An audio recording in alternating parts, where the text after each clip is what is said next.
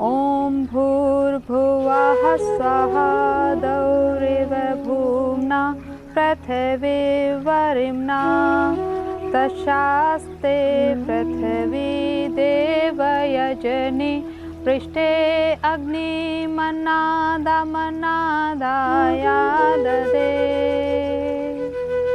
ॐ प्रातरग्निं प्रातरिन्द्रं हवामहे प्रातर्मित्रा वरुणा प्रातरश्विना प्रातर्भगं पोषणं भ्रं वनस्पतिं प्रातः सोममुत रुद्रं हुवेमा। सादर नमस्कार। अंतर्राष्ट्रीय योग दिवस के इस अवसर पर मैं केंद्रीय विद्यालय संगठन दिल्ली संभाग की ओर से संभाग के सभी विद्यालयों के प्राचार्य, शिक्षकगण, प्यारे बच्चे और उनके अभिभावकों को बहुत बहुत बधाइयां और मुबारकबाद देता हूं। योग भारतवर्ष की प्राचीन परंपराओं में से एक है। प्राचीन काल से ही योग का अनुभव मानव जाति को समाधि की उच्च अवस्था तक पहुंचाता रहा है। योग का अष्टांग मार्ग, जो कि यम, नियम, आसन, प्राणायाम, प्रत्याहार, धारणा, ध्यान से होते समाधि तक पहुंचता है और समाधि की वो अवस्था इटर्नल ब्लिस जिसे कहते हैं, मनुष्य योग के जरिए प्राप्त कर सकता है। योग की इस पुरानी परंपरा की विशेषताओं को अब पूरा विश्व पहचान रहा है। माननीय प्रधानमंत्री श्री नरेंद्र मोदी जी के पहल पर 21 जून अंतर्राष्ट्रीय योग दिवस के रूप में मनाया जाता है। इसके लिए हम माननीय प्रधानमंत्री के बहुत बहुत आभारी हैं कि देश को इतना गौरव, भारतवर्ष का गौरव बढ़ा है और योग, जो कि भारतीय परंपरा का एक विशेष चिन्ह रहा है, आज पूरा विश्व उसे योग दिवस के रूप में मनाता है। केंद्रीय विद्यालय संगठन के सभी स्कूलों के सभी बालक 15 जून से लेकर 21 जून तक विशेष चिन्ह रहा है, आज पूरा विश्व उसे योग दिवस के रूप में मनाता है। केंद्रीय विद्यालय संगठन के सभी स्कूलों के सभी बालक 15 जून से लेकर 21 जून तक पूरे योग सप्ताह के दौरान योग की आसनों की विभिन्न पद्धतियों और विभिन्न प्रचलित आसनों की जो विभिन्न अंग हैं, उनका भरपूर उन्होंने प्रदर्शन किया है और भरपूर इस योग के पूरे समारोह में उन्होंने भाग लिया है। इस बात के लिए सभी बच्चों को और उनके अध्यापकों को, जिन्होंने उसको तैयार कराया है, मैं अपनी तरफ से बहुत बहुत शुभकामनाएं और बहुत बहुत बधाइयां प्रेषित करता हूं। एक बार पुनः इस आशा के साथ कि योग न सिर्फ भारत को वरन पूरे विश्व को एक इटर्नल ब्लिस की तरफ ले जाएगा, मैं योगा दिवस के इस अवसर पर सभी को बधाइयां और मुबारकबाद देता हूं। जय हिंद।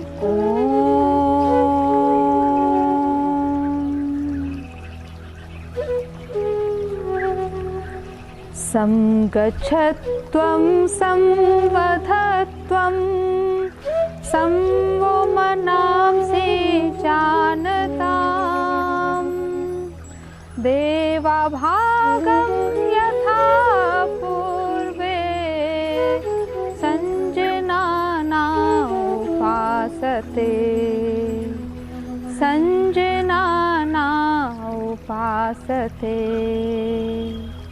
ओम शांति शांति शांति। ओम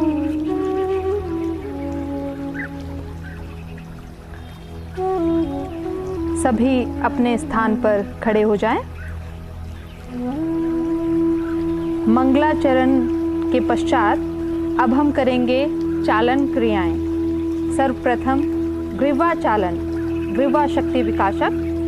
पैरों में 2 से 3 इंच का अंतर रखते हुए खड़े होइए, आपके हाथ कमर पर। प्रथम अभ्यास,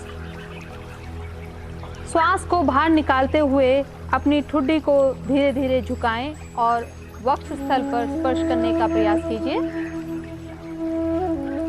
श्वास अंदर लेते हुए पीछे की तरफ गर्दन लेके जाइए यथासंभव। यह एक चक्र पूर्ण हुआ। दूसरा चक्र, श्वास छोड़ते हुए गर्दन नीचे, श्वास भरते हुए गर्दन पीछे।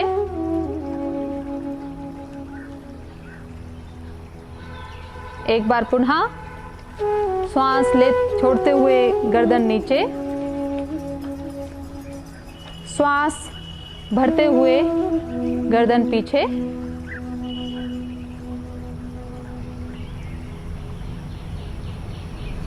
श्वास छोड़ते हुए सामान्य अवस्था में गर्दन को ले आइए। द्वितीय चरण, गर्दन को बाईं और दाईं तरफ झुकाना है। श्वास छोड़ते हुए सिर को धीरे धीरे दाईं ओर झुकाएं। कान को कंधे के जितना नजदीक हो उतना लाएं जहां तक संभव हो। ध्यान रखें कि आपके कंधे ऊपर ना उठें। श्वास को ग्रहण करते हुए सिर को सामान्य स्थिति में लाएं। श्वास छोड़ते हुए सिर को बाईं तरफ झुकाएं। एक चक्र पूर्ण हुआ। सिर को सामान्य स्थिति में लाएं। श्वास छोड़ते हुए दाईं तरफ, सामान्य स्थिति। बाईं तरफ, सामान्य स्थिति। तृतीय चरण, अब हमें दाएं और बाएं घुमाना है गर्दन को। श्वास को बाहर छोड़ते हुए सिर को आराम से दाईं ओर घुमाएं,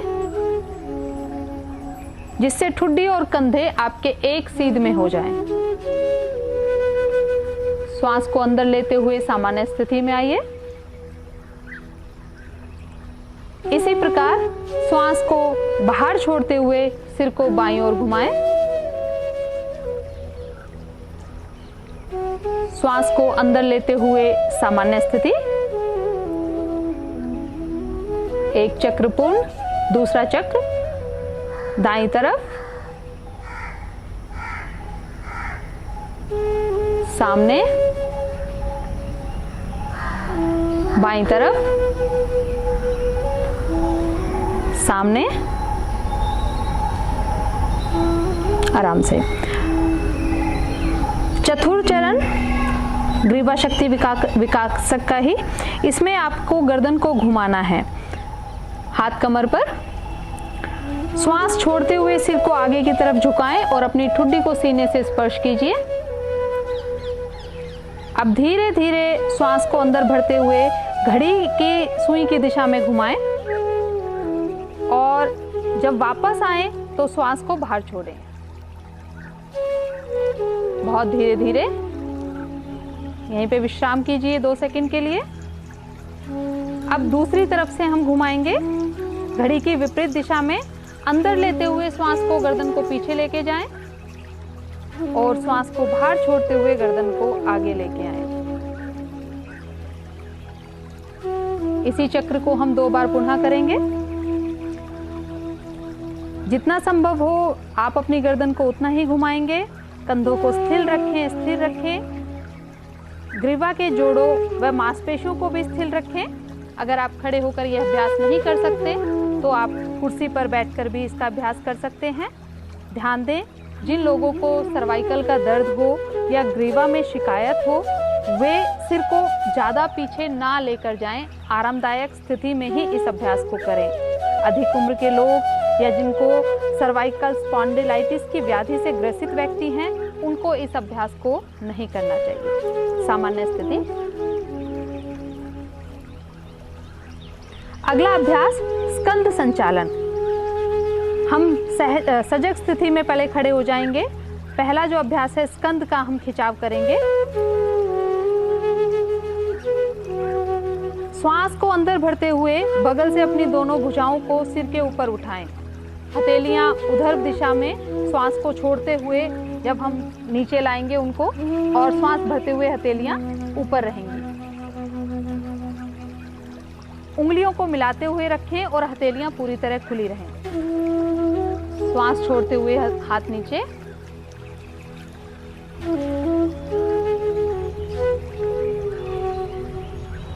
एक चक्र पूर्ण। श्वास भरते हुए हाथ ऊपर। चेहरे पर प्रसन्नता का भाव। श्वास छोड़ते हुए हाथ नीचे।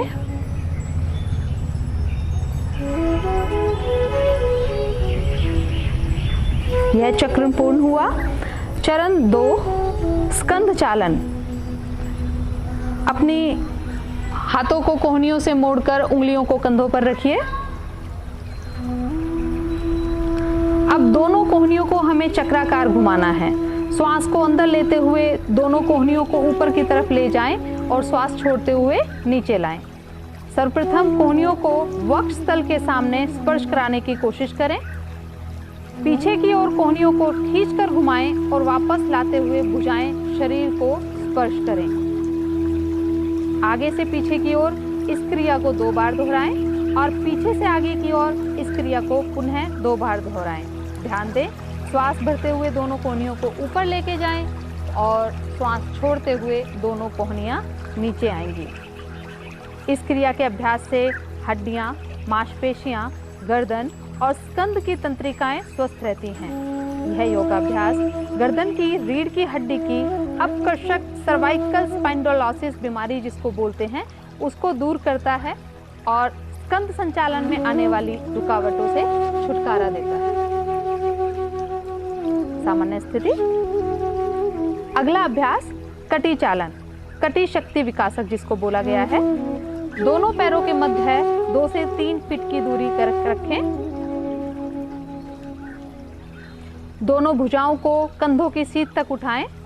इस समय दोनों हथेलियां समानांतर स्थिति में एक दूसरे के सामने रहेंगी। श्वास को बाहर छोड़ते हुए शरीर को बाईं ओर घुमाएं जिससे कि दाईं हथेली बाएं कंधे को छुए।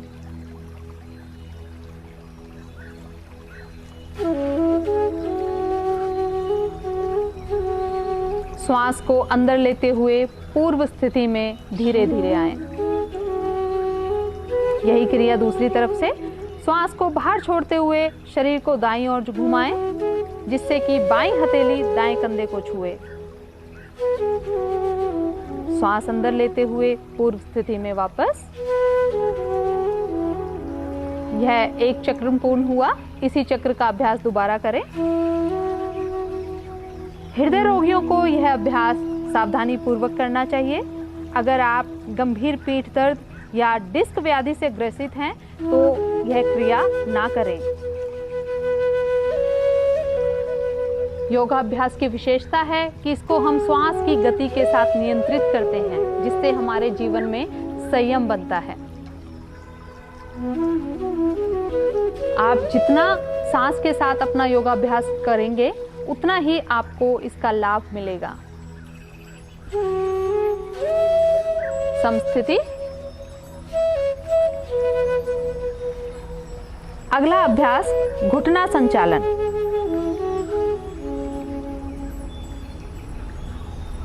श्वास को शरीर के अंदर भरते हुए भुजाओं को कंधे के स्तर तक लाएं और हथेलियों को नीचे की तरफ रखें। श्वास को शरीर के बाहर छोड़ते हुए घुटनों को मोड़ें और अपने शरीर को आधे बैठने की स्थिति में लाएं आएं। अभ्यास की अंतिम स्थिति में दोनों भुजाएं और जगहें जमीन की तरफ समानांतर स्थिति में होनी चाहिए। ध्यान दें, आपकी कमर सीधी रहे। श्वास को शरीर के अंदर ग्रहण करते हुए शरीर को सीधा रखें।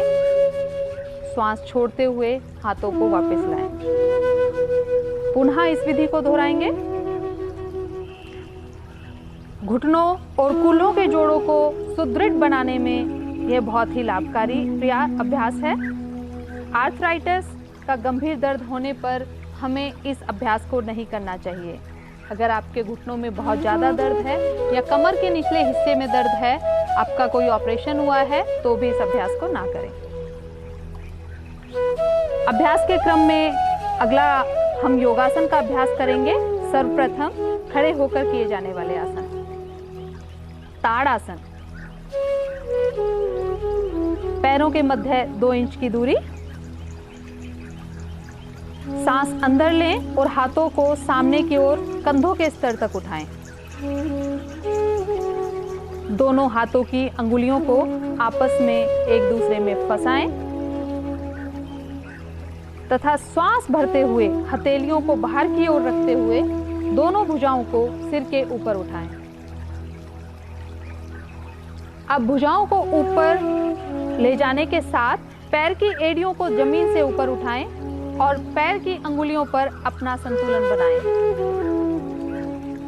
कोशिश कीजिए कि आप 10 सेकंड तक इस स्थिति में बने रहें। यह आसन आपके शरीर में स्थिरता लाता है, मेरुदंड से संबंधित नाड़ियों के रक्त संचय को ठीक करने में सहायक है। ध्यान रखें, जिन व्यक्तियों को आर्थराइटिस व वेरिकोज वेन संबंधी तथा चक्कर आने जैसी समस्याएं हैं, तो उन्हें एड़ियों पर ऊपर उठने का प्रयास नहीं करना चाहिए। श्वास को बाहर छोड़ते हुए हाथ की उंगलियों को अलग अलग करें, भुजाओं को वापस लाएं और इसके बाद प्रारंभिक स्थिति में आ जाएं। समस्थिति। अगला अभ्यास वृक्षासन। पैरों में 2 इंच का अंतर। अपने ध्यान को आंखों के सामने किसी बिंदु पर केंद्रित करें।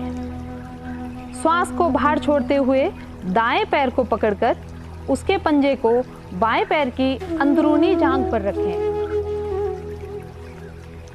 श्वास को शरीर के अंदर लेते हुए दोनों हाथों को ऊपर की ओर ले जाकर दोनों हथेलियों को जोड़ें।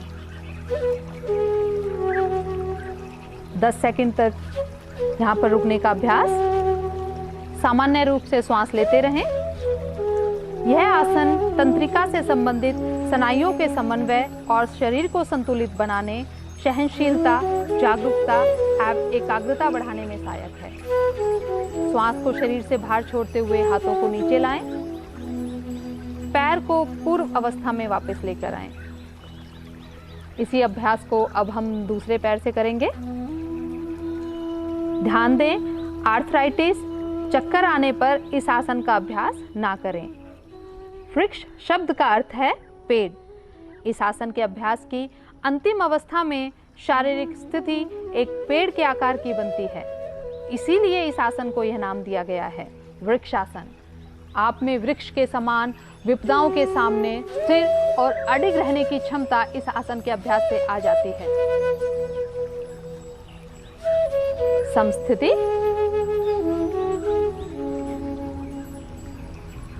अगला अभ्यास पाद हस्तासन। दोनों पैरों के मध्य 2 इंच का अंतर। धीरे धीरे श्वास को शरीर के अंदर खींचते हुए हाथों को ऊपर की ओर ले जाएं। कटी भाग से शरीर को ऊपर की ओर ले जाएं। श्वास को शरीर के बाहर छोड़ते हुए सामने की ओर झुकें। तब तक झुकें जब तक आपकी हथेलियां जमीन को स्पर्श ना करें।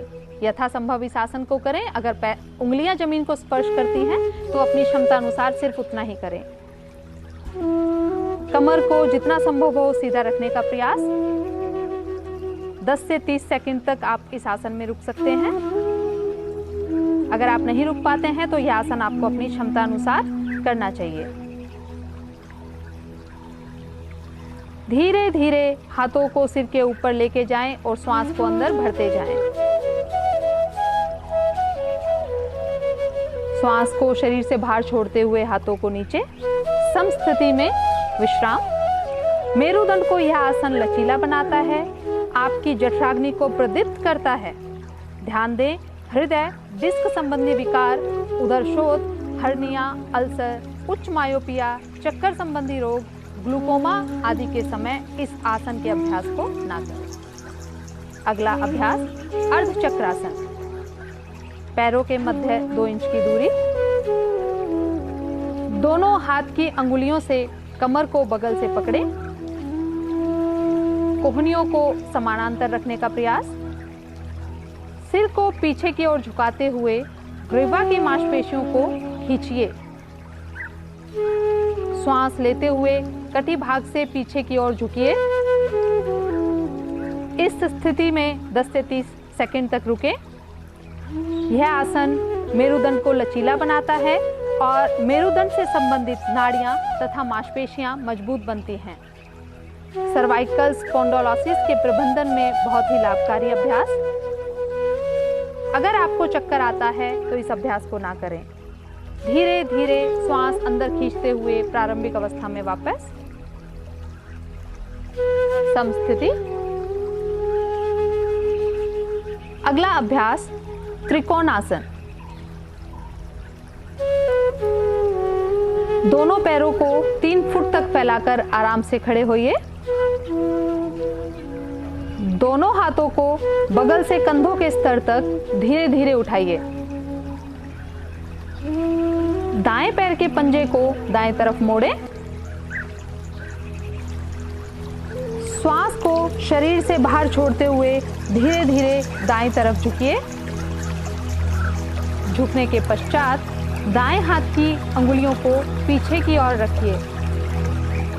बाएं हाथ को सीधे ऊपर की ओर रखते हुए दाएं हाथ की सीध में लाइए। सिर को घुमाते हुए बाएं हाथ की बीच वाली उंगली को देखने का प्रयास।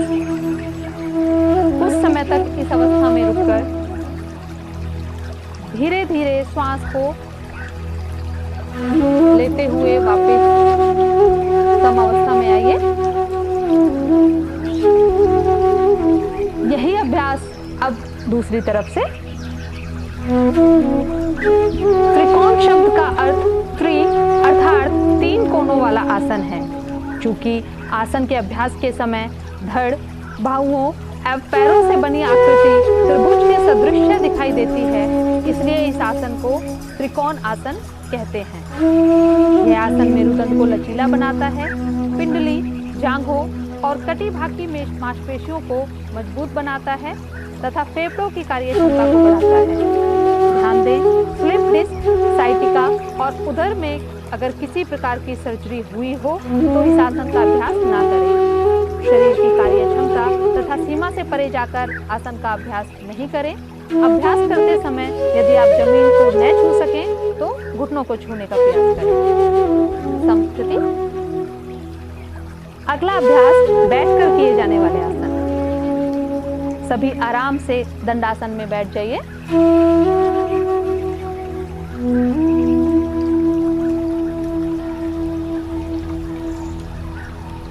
अगला अभ्यास भद्रासन। दोनों पैरों को सामने की ओर खींचते हुए सीधा बैठे। दोनों हाथों को कमर के पीछे जमीन पर रखें और शरीर को ढीला छोड़ें। यह विश्राम की स्थिति है।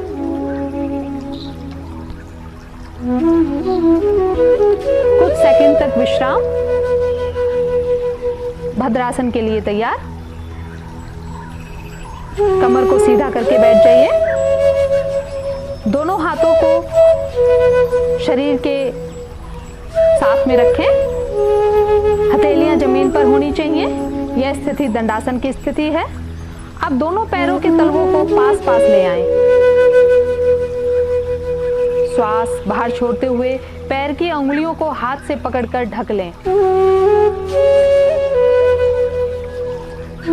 श्वास भरते हुए एड़ियों को मूलाधार चक्र के जितना समीप हो उतना लाएं। अपने शरीर के यथासंभव पास लाने का प्रयास।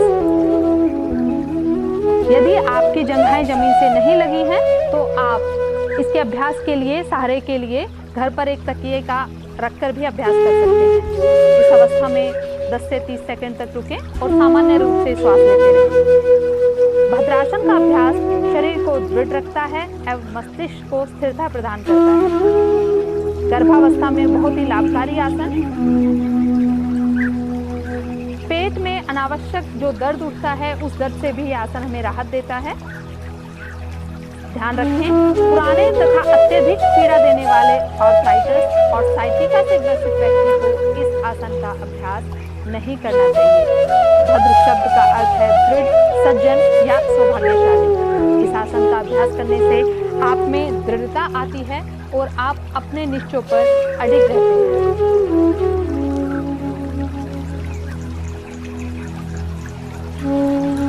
वापस दंडासन की स्थिति। विश्राम अवस्था।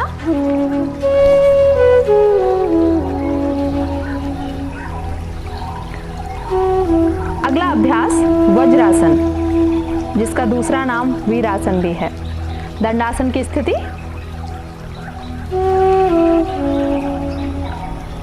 दाहिने पैर को घुटने से मोड़ें और पंजों को पीछे ले जाकर दबाकर बैठ जाइए। यही क्रिया बाएं पैर से। पैर का अंगूठा मिला रहेगा, एड़ी फैली रहेंगी।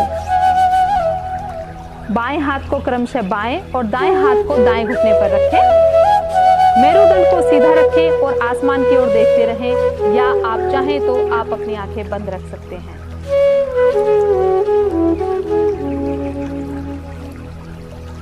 यह आसन पाचन शक्ति बढ़ाने में बहुत ही सहायक होता है। जांघ और पिंडली की मांसपेशियां मजबूत बनाता है। ध्यान दें, बवासीर के मरीजों को इस आसन से परहेज करना चाहिए। अगर आपके घुटने दर्द हैं या एड़ियों के चोट से ग्रसित व्यक्ति हैं, वो इस आसन का अभ्यास ना करें। यह आसन ध्यान के अभ्यास के लिए किए जाने वाले आसनों में से एक अच्छा आसन है। जब आप ध्यान मुद्रा में इस आसन का अभ्यास करें, तब अंतिम अवस्था में आंखें बंद कर लें। प्रारंभिक स्थिति में आने के लिए दाहिनी ओर थोड़ा झुककर अपने बाएं पैर को निकालें और उसे सीधा करें। इसी तरह अपने दाहिने पैर को निकालकर उसे सीधा करें। विश्राम आसन की स्थिति में आ जाए।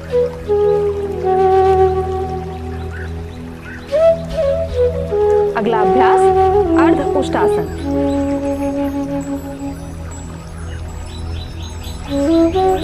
वज्रासन की स्थिति बनाएं।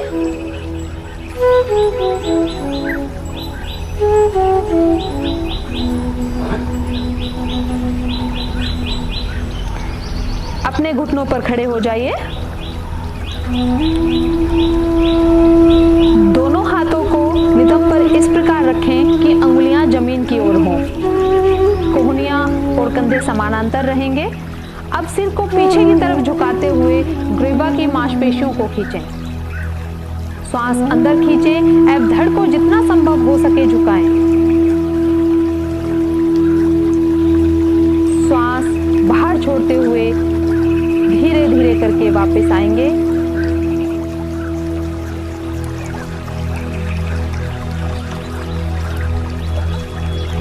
श्वास अंदर लेते हुए वज्रासन में बैठ जाएं। अगला अभ्यास उष्ट्रासन।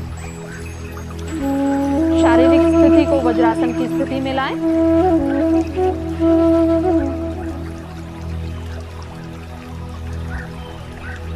अभ्यास की अवस्था में शारीरिक स्थिति उष्ट के समान हो जाती है, इसलिए इस आसन का नाम उष्ट्रासन है।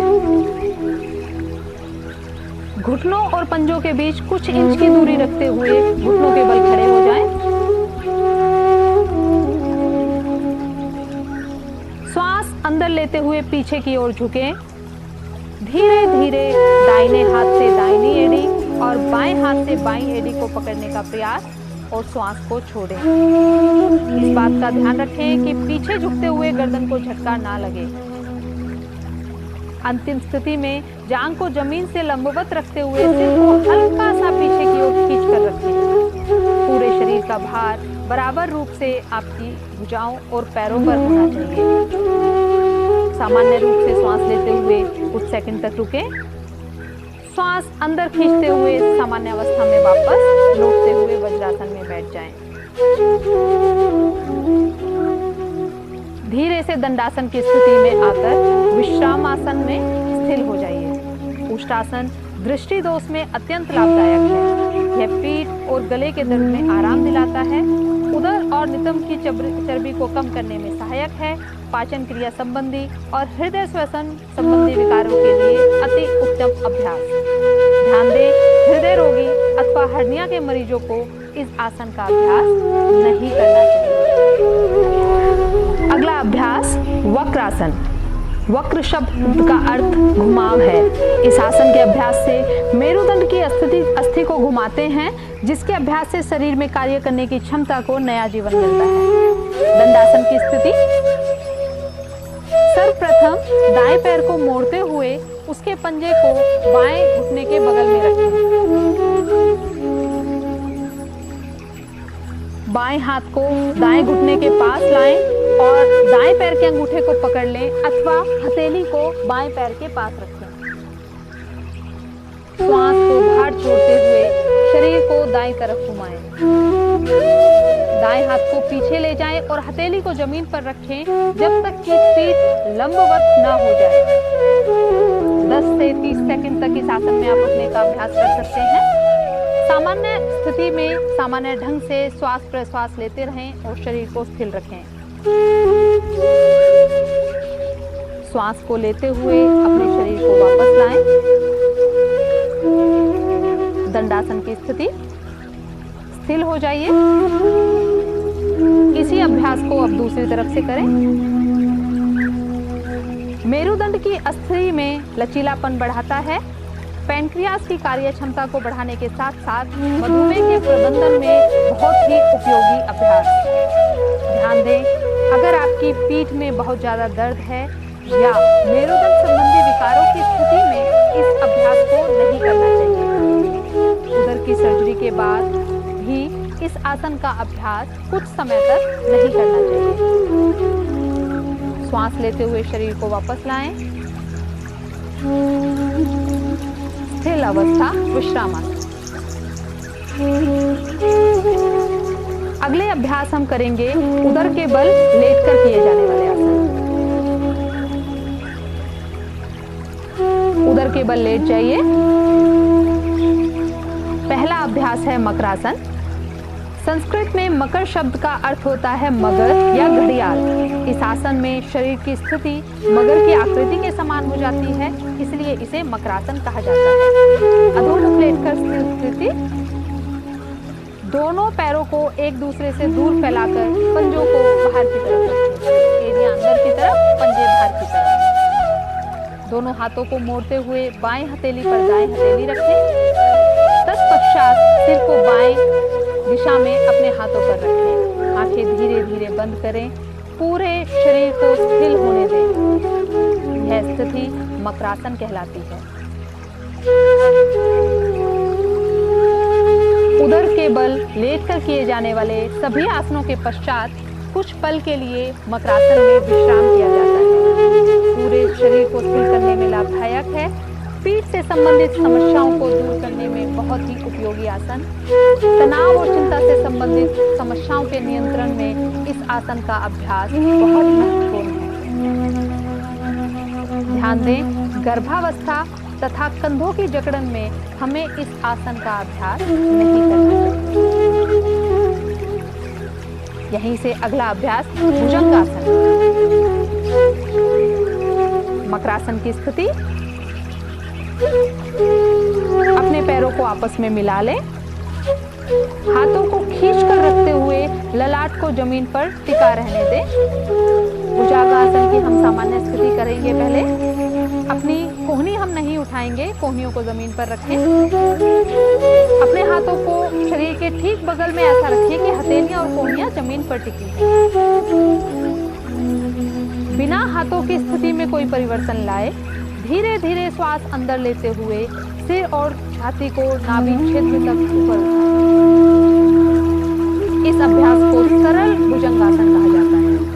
कुछ समय तक इस स्थिति में रहें।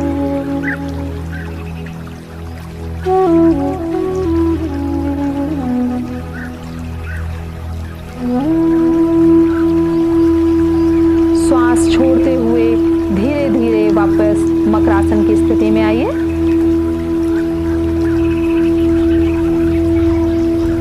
आसन आपका तनाव को कम करता है। जो व्यक्ति भुजंगासन नहीं कर पाते उनके लिए ये सरल भुजंगासन का अभ्यास है। अब हम भुजंगासन का अभ्यास करेंगे। पैरों को जोड़िए, हाथों को शरीर के दोनों तरफ रखिए। नाभि प्रदेश से आगे का हिस्सा, ऊपर का हिस्सा आपको श्वास भरते हुए ऊपर उठाना है।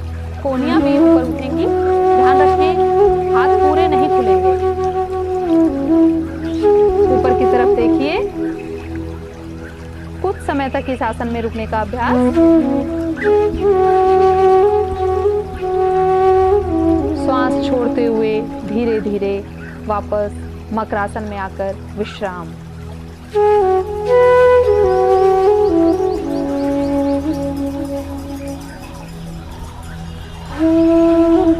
हर आसन के मध्य में विश्राम बहुत ही जरूरी है ताकि आपके शरीर में पुनः ऊर्जा एकत्रित हो और आप अगले आसन में उस ऊर्जा का उपयोग भरपूर तरीके से कर सकें। अगला अभ्यास शलभासन। मकरासन की स्थिति से ही ठुड्डी को पृथ्वी पर टिकाकर दोनों हाथों को शरीर के बगल में रखें और हथेलियां ऊपर की तरफ हों। श्वास अंदर खींचें, घुटनों को बिना मोड़े पैरों को जमीन से जितना हो सके ऊपर उठाएं।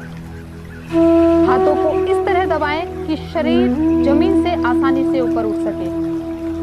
10 सेकंड तक, 15 सेकंड तक अपने सामर्थ्य अनुसार इस आसन में रुकने का अभ्यास। शलभ शब्द का अर्थ टिड्डी होता है, जो एक प्रकार का कीड़ा है। उसकी स्थिति होने से इस आसन का नाम शलभासन है। धीरे धीरे श्वास छोड़ते हुए पैरों को जमीन पर लाएं और मकरासन की स्थिति में विश्राम। अपनी स्थिति को ठीक प्रकार से बनाने के लिए घुटनों की चक्की, नी की कैप होती है जो, उसको रोककर नितंबों को दबाकर रखना चाहिए। यह आसन भुजंगासन के बाद करने पर अधिक लाभदायक होता है। साइटिका पीठ के निचले हिस्से में पीड़ा निवारण में सहायता देता है, उदर के अंगों को लाभ पहुंचाता है, फेफड़ों की कार्य क्षमता को बढ़ाने के साथ साथ पाचन में भी सहायता प्रदान करता है। ध्यान दें, अगर आपकी पीठ के निचले हिस्से में अधिक दर्द हो तो इस आसन का अभ्यास सावधानी पूर्वक करें। उच्च रक्तचाप, पैप्टिक अल्सर एवं हर्निया रोग से पीड़ित व्यक्ति को यह अभ्यास नहीं करना चाहिए। अगले अभ्यास होंगे पीठ के बल लेटकर किए जाने वाले आसन। शवासन की स्थिति। पहला अभ्यास सेतु बंधासन। शवासन की स्थिति से दोनों पैरों को घुटनों से मोड़ते हुए एड़ियों को नितंबों के पास लाएं। हाथों से पैर के टखनों को मजबूती से पकड़ें और घुटनों एवं पैरों को एक सीध में रखें। श्वास अंदर खींचते हुए धीरे धीरे अपने नितंब और धड़ को ऊपर की ओर उठाएं और फूलनुमा आकृति बनाएं। सामान्य श्वास लेते हुए इस अवस्था में कुछ समय तक रुकें। सेतुबंध शब्द का अर्थ सेतु का निर्माण है। इस आसन में शरीर की आकृति एक सेतु की अवस्था में रहती है, इसलिए इसे यह नाम दिया गया है। इस आसन को चतुष्पादासन भी कहा जाता है। अवसाद एवं चिंता से यह आसन मुक्ति दिलाता है। कमर के निचले हिस्से की मांसपेशियों को मजबूत बनाता है। उदर के अंगों में कसावट करने के साथ साथ पाचन क्षमता को बढ़ाकर कब्ज से छुटकारा दिलाता है। श्वास बाहर छोड़ते हुए धीरे धीरे मूल अवस्था में वापस आएं और शवासन में लेटकर शरीर को स्थिर छोड़ दें। ध्यान दें, अल्सर एवं हर्निया से ग्रसित व्यक्तियों को यह आसन नहीं करना चाहिए। इस आसन की अंतिम अवस्था में यदि जरूरत हो तो आप अपनी कमर पर हाथ रखकर अपने शरीर को सहारा दे सकते हैं। शवासन की स्थिति में आपकी गर्दन एक तरफ झुकी हुई हो, आंखें बंद। अगला अभ्यास उत्तान पादासन।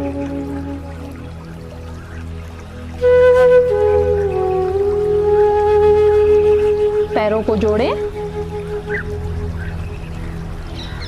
हाथों को शरीर के साथ सटाकर रखें। श्वास लेते हुए घुटनों को बिना मोड़े धीरे धीरे दोनों पैरों को 30 डिग्री का कोण बनाते हुए ऊपर उठाएं। सामान्य रूप से श्वास लेते हुए इस अवस्था में कुछ पल ठहरें। यह आसन नाभि केंद्र मणिपुर चक्र में संतुलन स्थापित करता है। उदर पीड़ा, उदर वायु, अपच और अतिसार, दस्त को दूर करने में बहुत ही सहायक आसन।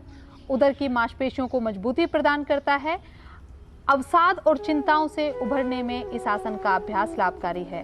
धीरे धीरे श्वास छोड़ते हुए अपने दोनों पैरों को नीचे लाएं और जमीन पर रखें। शवासन में विश्राम।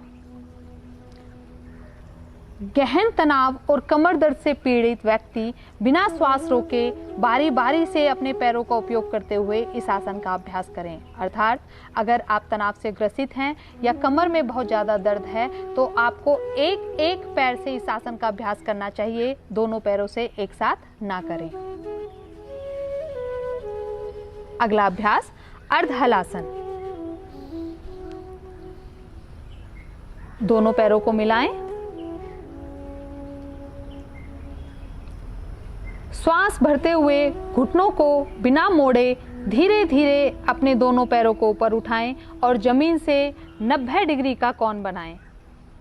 इस अवस्था में नितंब से कंधे की स्थिति खिंची हुई रहेगी। सामान्य रूप से श्वास लेते हुए 10 से 30 सेकंड तक बने रहें। अर्ध का अर्थ है आधा और हल का अर्थ है खेत जोतने वाला हल। इस आसन में शरीर की स्थिति खेतों की जुताई करने वाले भारतीय हल की अर्ध आकृति जैसी हो जाती है। इसी कारण इसका नाम अर्ध हलासन पड़ा है। सिर को उठाए बिना श्वास छोड़ते हुए धीरे धीरे दोनों पैरों को जमीन पर ले आएं। शवासन में विश्राम करें। गहन तनाव से ग्रसित व्यक्तियों के लिए बहुत ही लाभदायी अभ्यास, परंतु उन्हें बड़ी सावधानी पूर्वक किसी योग विशेषज्ञ की देखरेख में यह आसन करना चाहिए। ध्यान रखें, पीठ के निचले हिस्से के दर्द से पीड़ित व्यक्तियों को दोनों पैरों की सहायता से इस आसन को नहीं करना चाहिए। वो एक एक पैर से इस आसन का अभ्यास करें। उदर में जख्म होने, हर्निया आदि से पीड़ित व्यक्तियों को यह आसन नहीं करना चाहिए। अगला अभ्यास पवन मुक्तासन। पैरों को जोड़ें, दोनों घुटनों को मोड़ें। श्वास छोड़ते हुए दोनों घुटनों को अपने वक्षस्थल के ऊपर लाएं। श्वास भरते हुए दोनों हाथों की अंगुलियों को आपस में गूंथते हुए पैरों को पकड़ लें। श्वास छोड़ते हुए सिर को तब तक ऊपर उठाएं जब तक कि ठुड्डी घुटनों से नहीं लग जाए। कुछ समय तक इस स्थिति में रुकें। पवन शब्द का अर्थ वायु और मुक्त शब्द का अर्थ है छोड़ना या मुक्त करना। जैसा कि इस अभ्यास के नाम से ही पता चलता है, यह आसन उदर एवं आंतों से वायु या वात बाहर निकालने में उपयोगी है। ध्यान दें, पैरों की गतिविधि के अनुसार श्वास प्रश्वास को एक लय में लाना चाहिए। घुटनों को नासिका से स्पर्श करते हुए यह अनुभव करें कि कटी प्रदेश में खिंचाव हो रहा है। आंखें बंद रखें, ध्यान आपका कटी प्रदेश पर होना चाहिए।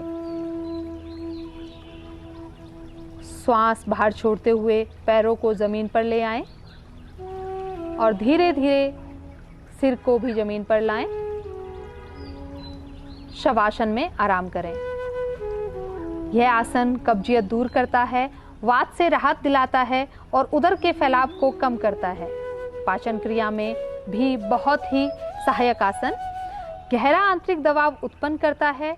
श्रोणि और कटी क्षेत्र में मांसपेशियों, लिगामेंट्स और स्नायु की अति जटिल समस्याओं का निदान करता है और उनमें कसावट लाता है। यह पीठ की मांसपेशियों और मेरु के स्नायुओं को सुगठित बनाता है। ध्यान दें, उदर संबंधी व्याधि, हर्निया, साइटिका या तीव्र पीठ दर्द अथवा गर्भावस्था के समय इस अभ्यास को ना करें। योगा आसन अभ्यास की श्रृंखला को विश्राम देते हुए अब हम सभी शांति पाठ करेंगे। तन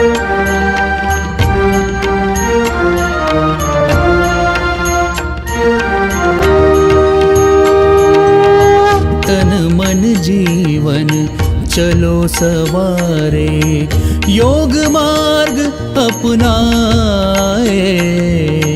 वैर भाव को त्याग सभी हम, गीत मिलन के गाए। तन मन जीवन चलो सवारे।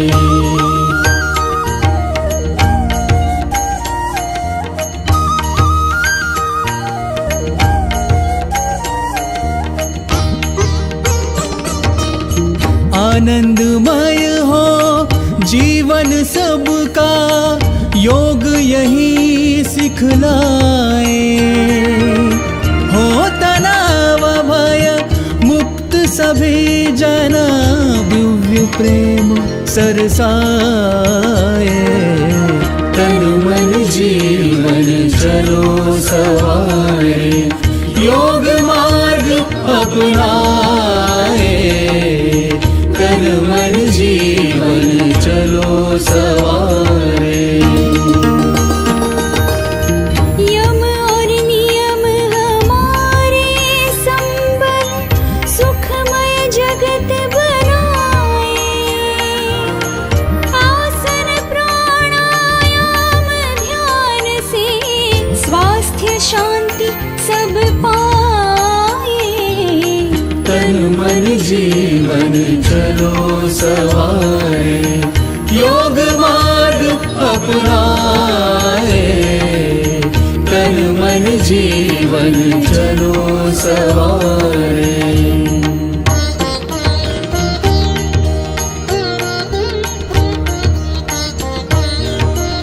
ऊर्जावान बने सब साधक, संशय सभी मिटाए।